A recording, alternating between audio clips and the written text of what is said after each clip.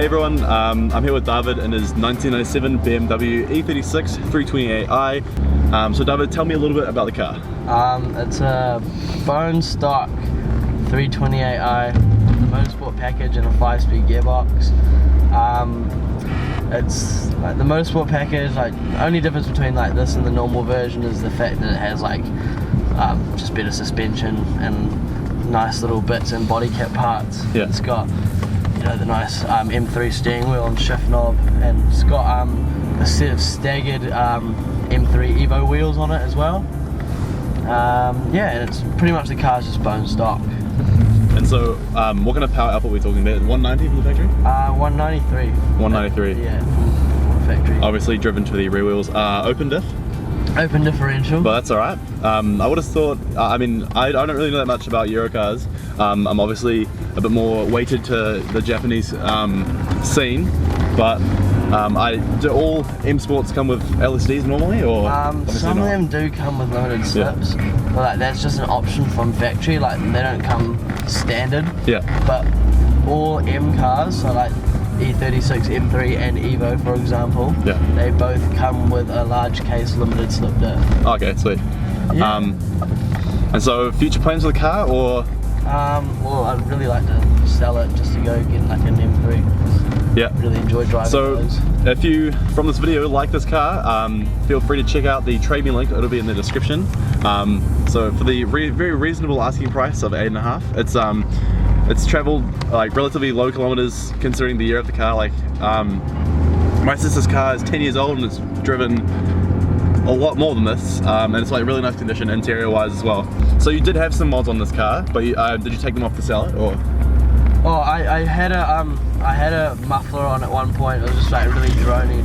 Well, that was my thing as well. Yeah. Just sold it, and I put the stock rear muffler back on, and I just deleted the cats, and so it's a little bit louder than the stock, and so it makes a nice, you know, deep noise at low revs and raspy at high revs.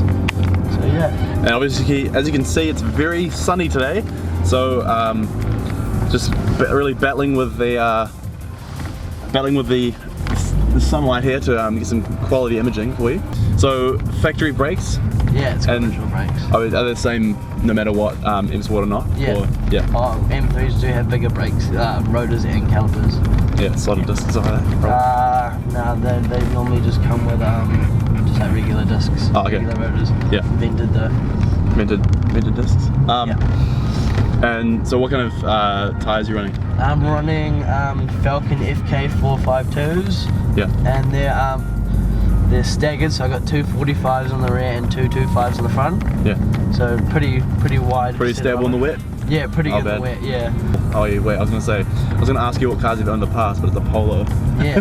Wait, this is my second car. Like. So this is your second car. What did you own before this? I owned a Volkswagen Polo. It was my first car, it was my sister's car. Was that 1.3 banger? 1.4 banger? 4. It was a 4 banger, yeah. And bloody excellent. Pretty gutless car, really fun to drive though, and really easy to like park and like learn on as well. Yeah, earlier David and I were talking about NA versus boosted cars. We're saying with boost comes unreliability, typically, and this car's got 190 horsepower. What does it weigh? Weighs like, I think 1400. Yeah, 1400, and I would consider that a light car, and to have, you know, nearly 200 horsepower in a car that weighs not that much, you can definitely have a lot of fun in it. Like I've driven a 450 horsepower Bentley, but it weighs, you know, it's a land boat. It weighs probably 2 tons. That was a 6 3/4 liter twin turbo V8, and I mean, cars like that are built for obviously luxury, and they need such a big engine. I mean, the car's 6 meters long, so they need such a big engine in order to move it along with, you know, relative pace. To have a low horsepower car like my Escort, it's okay to have fun in a car that doesn't have a lot of power. And I'm sure I'll probably change my opinion when I review some really high horsepower cars on this channel, but who knows. So these cars aren't very common, are they, would you say? Well, to find one in good condition isn't very common. Yeah, because I know in Auckland, or like in New Zealand in general, I would say our market of cars is far smaller than anywhere else, because, you know, we don't have, our population is over 4 million in, you know, the entire country, so there's not a lot of vehicles to choose from. So finding one in good condition, like, I don't even know, a lot of them are automatic as well. pretty hard to find a 5-speed. Because this was originally an automatic, eh? It was. Do you know who did the swap? I think it was BM. BM, if you're watching. Great stuff. How long ago was it? So I don't know when the conversion happened, but I know for a fact that this is the second auto manual because I broke the last one. So so this gearbox is actually this one was actually put in by BM. I know that for a fact, but I don't know who actually did the original conversion.